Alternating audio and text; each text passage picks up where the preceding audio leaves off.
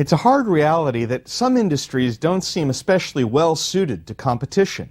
Either the firms repeatedly push each other into suffering large losses, or the production technology of the industry makes competition difficult to imagine. Let me give you a couple of examples where this often comes up.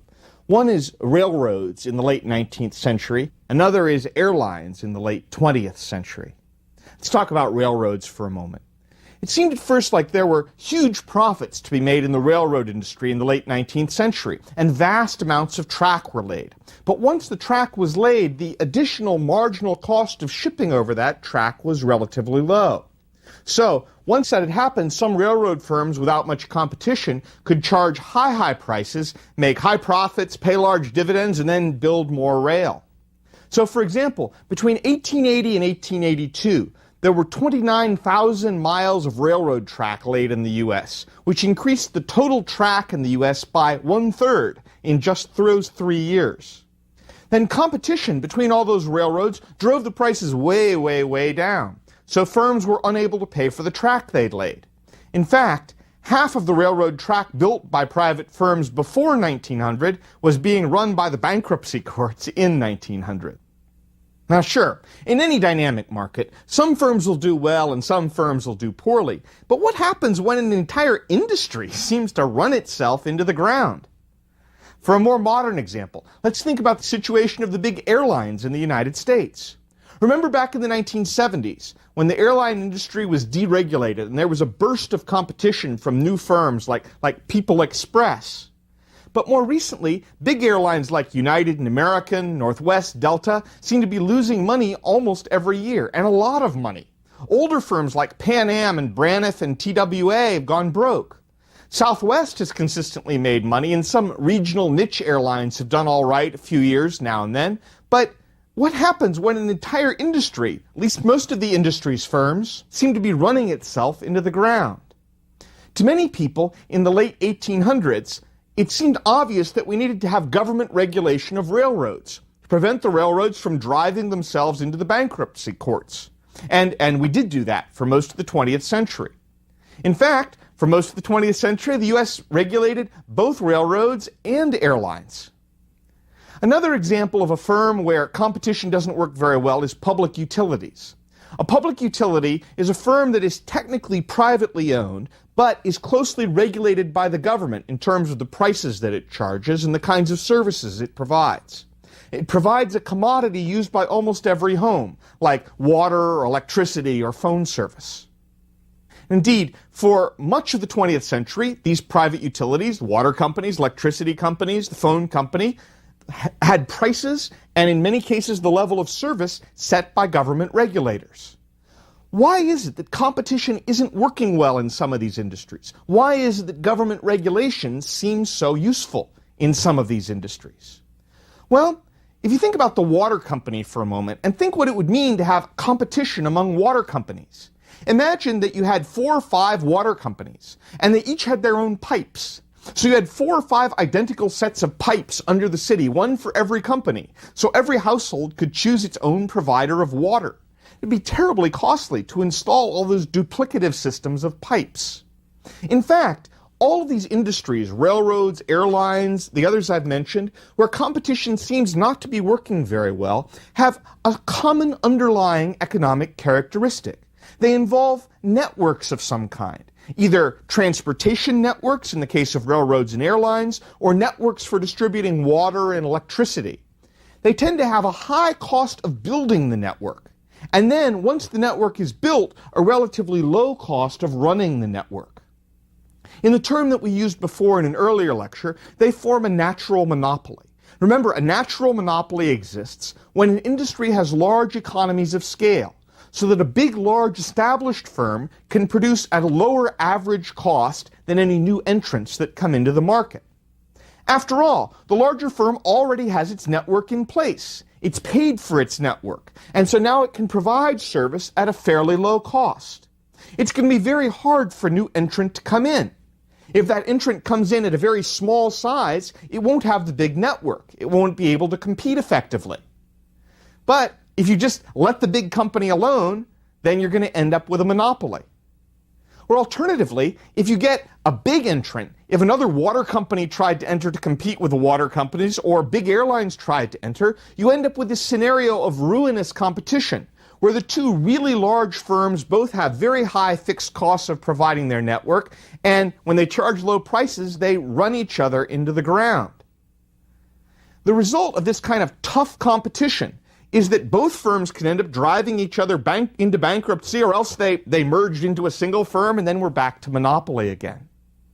Some of you who saw the popular 2004 movie The Aviator will recognize this argument as what the senator, played by Alan Alda, says to the Howard Hughes character, played by Leonardo DiCaprio. Basically says, look, Pan Am needs to have a monopoly over international air flights, because monopoly will serve the consumer better than having competition with TWA. That argument sounds like a bad guy argument in the movie, but there's some economic logic behind it. Now, society has various options for regulating an industry where competition doesn't seem to work well or where a natural monopoly might exist.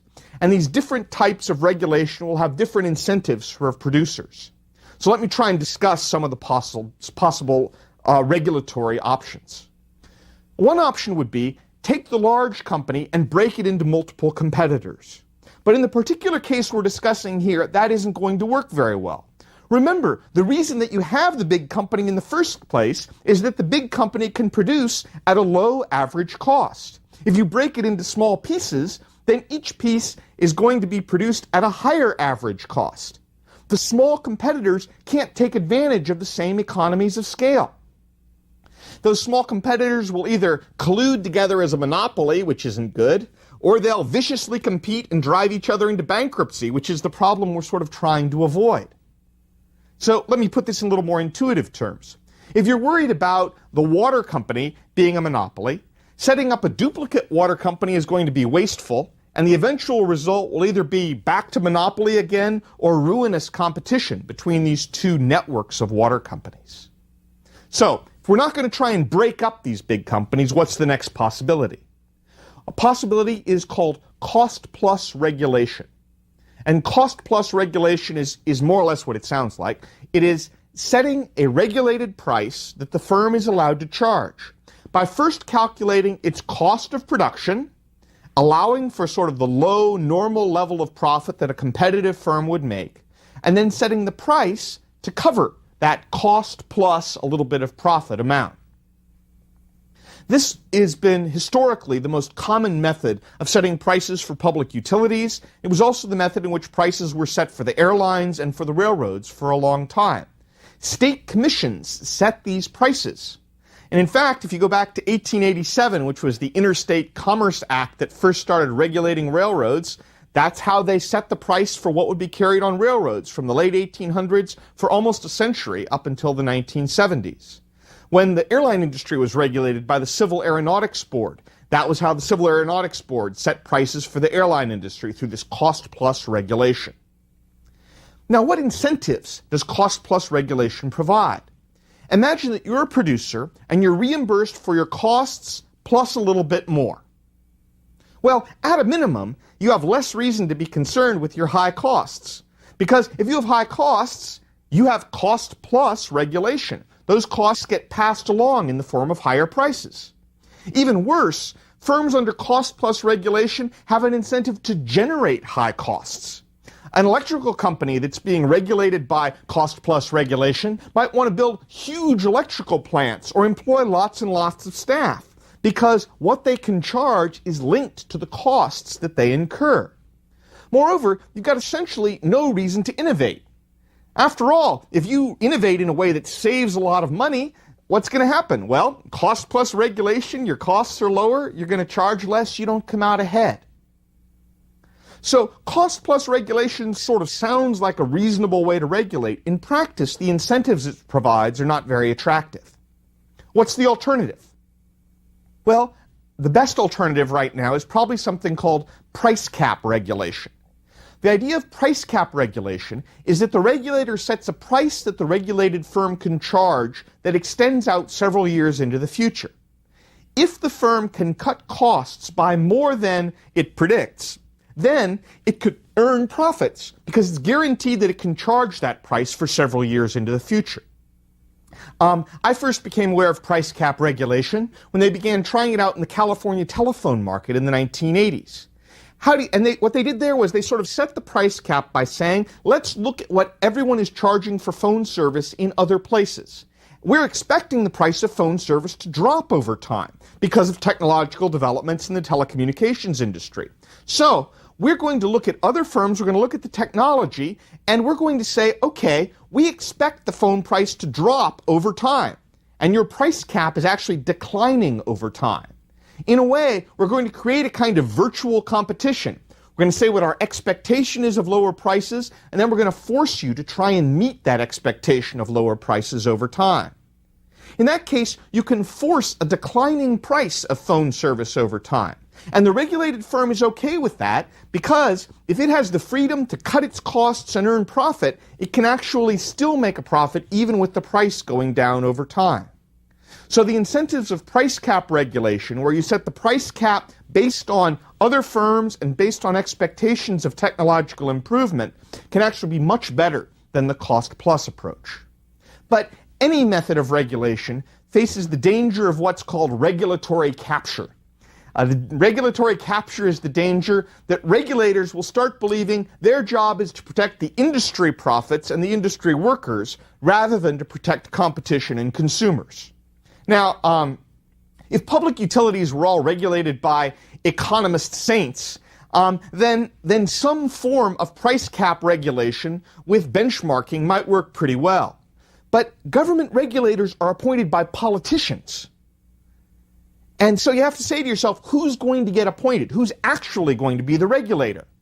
Who is going to obsessively follow every action of the Public Utility Commission, every tiny little bit of fine print, every twist and turn and rule, and keep track of who's likely to be appointed? Who's going to make friends with the people on the commission? Who's going to provide those people on the commission with information and background and maybe a nice trip now and then, and maybe even a well-paid job after they leave the regulatory commission? Well, of course, the firms being regulated are the ones who are going to focus on all of those things.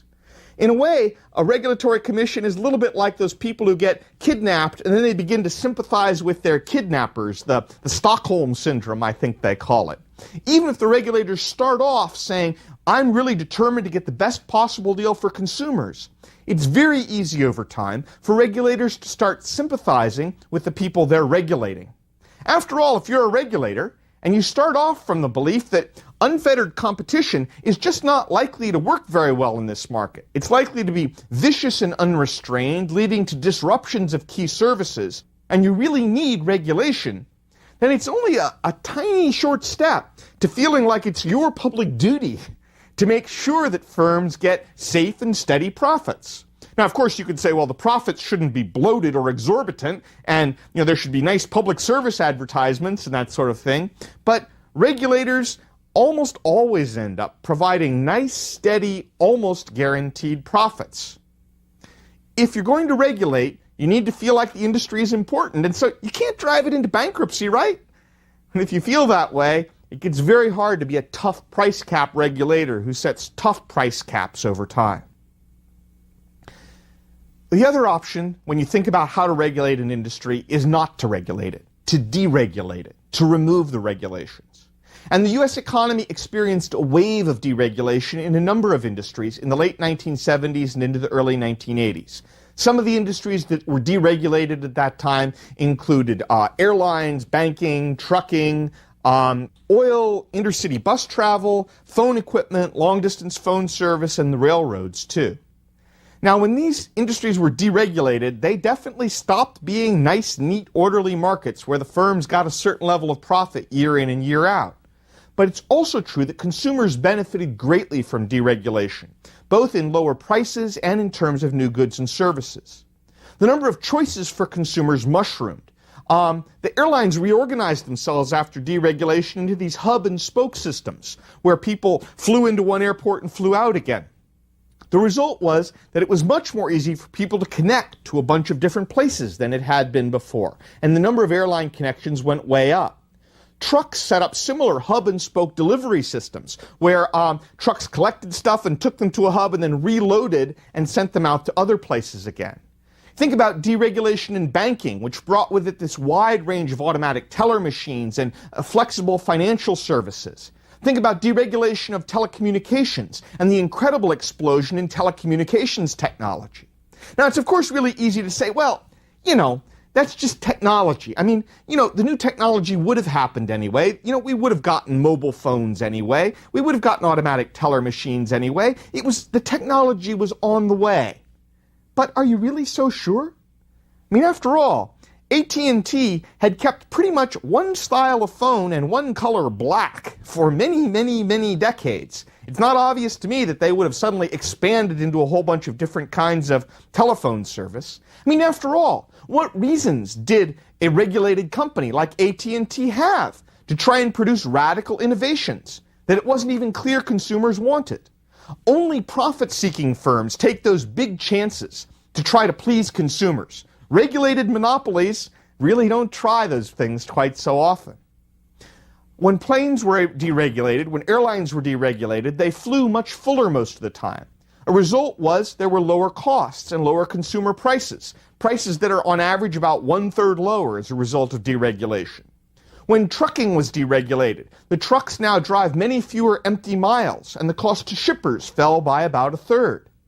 When railroads were deregulated, they shut down a lot of track that was barely being used, and the prices to shippers over railroads fell by almost half. If you add these kinds of examples to the other industries that were deregulated, by the end of the 1990s, the U.S. Great Deregulation experiment of the 1970s was saving consumers about $50 billion a year in lower prices. Now, yes, deregulation made the business environment less stable for regulated firms, but they had to worry about whether or not they were going to go out of business. They didn't have those assured profits anymore. Some executives and workers of those firms who had pretty nice, comfortable positions in the old regulated industries have really suffered. And I would say, I have sympathy for the people who suffered in the aftermath of deregulation. Their suffering was real. But to be a little bit tough-minded about it, it's not clear to me why the rest of society owed people in those regulated industries $50 billion a year in higher prices so they could have more secure and higher-paid jobs. Indeed, often jobs in some of those regulated industries, like airlines, paid wages that were well above the average wage for a worker. So the redistribution was going from those with average incomes or below average incomes to those with above average incomes. Now, I'm very comfortable with the idea that the government should help the poor, should help the unemployed, should help those who lose their jobs with some combination of income assistance and health care and training. But I am not comfortable with the idea that the government owes a group of high-income workers some set of rules on pricing that will restrict competition and force everyone to pay higher prices, so the lucky few people in that industry can have high-income jobs forever. Every time the government reduces a subsidy, after all, the person formerly receiving the subsidy suffers. But that doesn't mean subsidies should never be cut off. In the case of deregulation, some of those receiving the benefits of regulation did suffer, but that doesn't mean deregulation shouldn't have happened. Can these lessons of deregulation be extended to other industries? Even in cases where some regulation is needed, regulated industries might have one or more parts that could be carved off and left to competitive market forces. Maybe the best example of carving off some competitive pieces is the breakup of the former telephone monopolist AT&T. Remember, it was broken up into a long-distance firm, a telephone equipment firm, and several local phone companies. AT&T had a bunch of different pieces.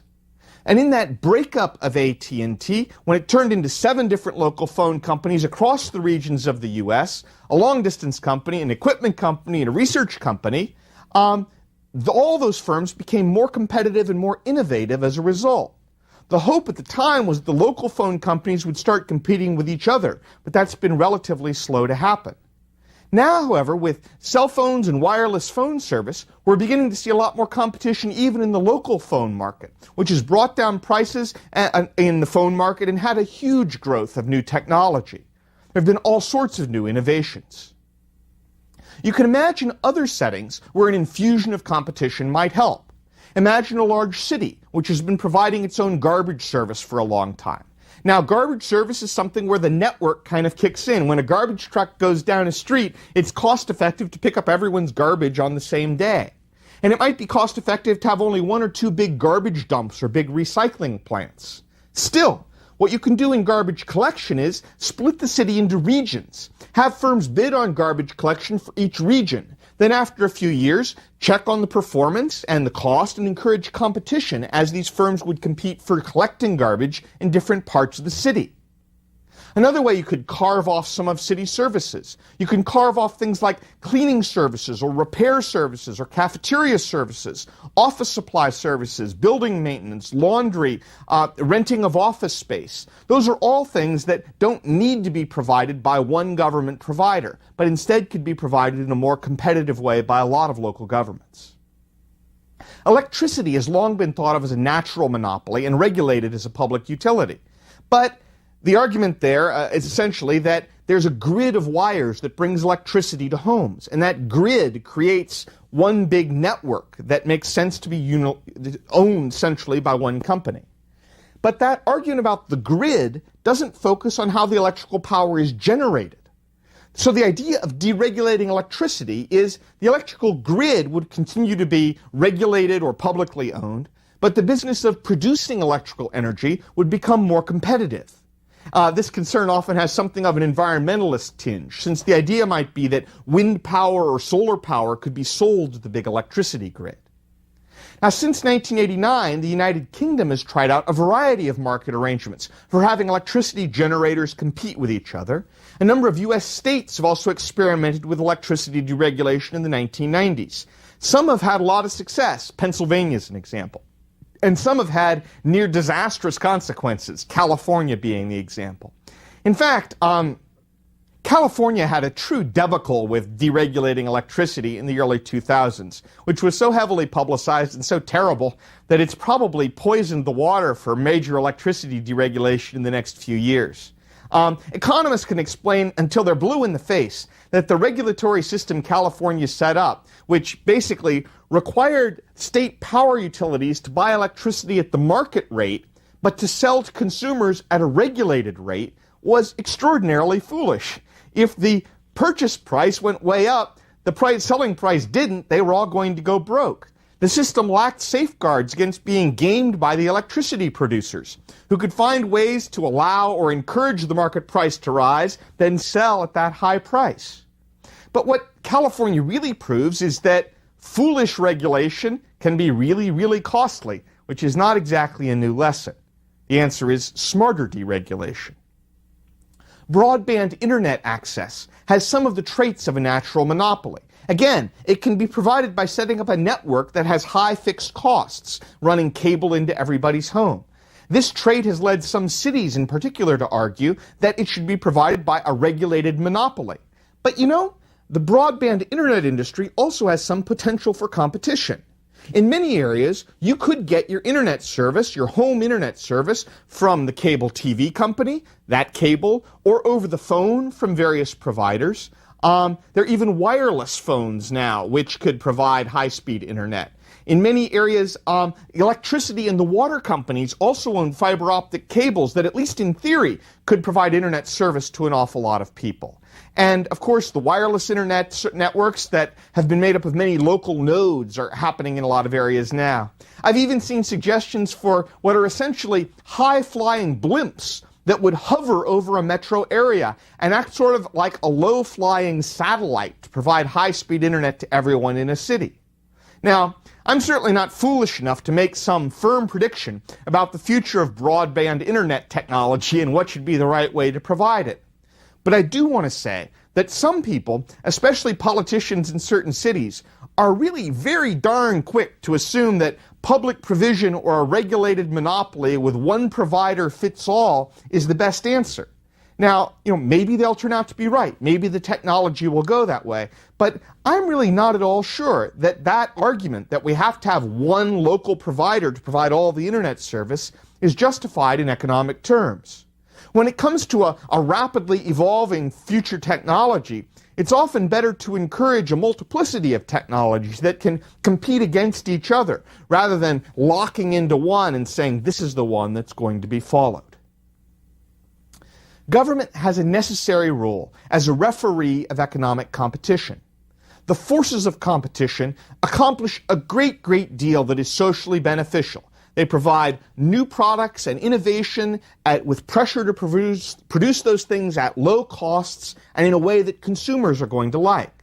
But in certain well-defined circumstances, when competition isn't working well or can't work well, government can have a useful role to play. I should emphasize, though, that when I talk about deregulation, I don't mean no regulation at all. After all, when government allows firms to set their own prices and set their own quantities produced, it can still set standards that involve things like safety or accuracy or open disclosure. For example, just because you deregulate the airlines, you can still regulate the airlines in terms of safety and inspections for safety. Just because you allow banks to charge whatever, or pay and charge whatever interest rates they want, you can still regulate the banks and make sure the banks are being run in a financially prudent manner and audit their books and all those kinds of things. If the issue is to help the poor in some cases, for example, if the issue is to assure that there's no digital divide, as they sometimes call it, that low-income folks all have home access to broadband internet, I'm open to discussion on the best way to do that. But it's not obvious to me that requiring everyone to sign up with a regulated monopoly is the best answer. The best answer might be that if you really believe that's an important public service, provide income to poor people or pay for their broadband internet from a selection of providers who compete against each other. The real trick here is that when the outcomes of market forces seem undesirable, it's important to identify the underlying problem in a specific way and to design the policy response accordingly. For example, is the problem that there's a competitive industry or an industry that would be competitive except that the firms in that industry have formed a cartel? Well, if that's the problem, then go after the cartel and break it up. Use your antitrust laws. Is the problem that it's a restrictive business practice and it seems to be blocking competition? Well, go after that particular practice. Again, use your antitrust laws, your laws against restrictive competition. Is the problem that something is a natural monopoly, in the sense that there's a big network, and this big network is going to be able to produce at a very low average cost? It's going to be very hard for anyone else to compete. Well, in that case, if you do have to regulate, at least regulate prices using price cap regulation rather than cost plus regulation. Is the problem that you have a regulated industry or a legal monopoly, like maybe the post office, whose time really has passed for being a legal monopoly? Or like the airline industry, whose time has really passed for being a regulated industry? Then the answer may be to deregulate it. Is it a case where we're worried about some regulation for safety or security, like in the case of airlines and banks, but we're not worried about regulation in terms of overall price and quantity? Well, go after the regulation that you're worried about. Go after the concerns about safety. Go after the concerns about whether financially prudent rules are being followed. But you don't need to regulate all the prices and quantities in the industry in order to do that. Most of all, it's important to recognize that when you have a market, it's reacting to supply and demand, and it's always going to be true in these kinds of markets that suppliers would like a higher price and demanders would like a lower price. Regulation can't fix that problem. Regulation is not going to be able to make sure that every consumer can have a low electricity bill, but electricity producers for solar power and wind power can get high prices to help encourage the supply of alternative energy. Regulation is always going to have to face the reality that some people are going to be unhappy with whatever price exists. Now, these lectures have focused on lack of competition and how, when there's a lack of competition, firms can take advantage of consumers. Future issues in the next few lectures will focus on other policy issues like pollution and poverty and many other issues as well. But ultimately, as we move on to those other issues, there's going to be one lesson that continues. And that is, the study of economics is always going to offer us a reminder to respect the power of market forces. When those forces are producing socially beneficial results, of course, it's not hard to respect them. We just let them roam free. But when market forces are producing undesirable outcomes, it's important for the economic policy to recognize those forces and to work with the market forces, even as it seeks to come up with socially preferred outcomes.